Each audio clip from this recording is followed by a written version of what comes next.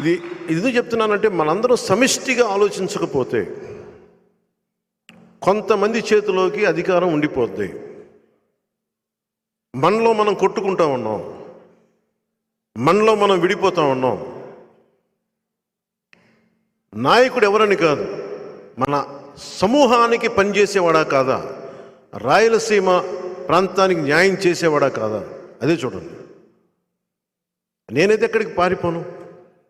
నిన్న రాత్రి కూడా నేను పనిచేసే స్టాఫ్ కింద పోలీసులు వచ్చి, ఇక్కడ మనం కొంచెం రెంట్కి తీసుకుంటే బిల్డింగ్లు, పోలీసులు వచ్చి మన దగ్గర పనిచేసే స్టాఫ్ని భయపెట్టే స్థాయికి వెళ్ళిపోతా ఉన్నారు.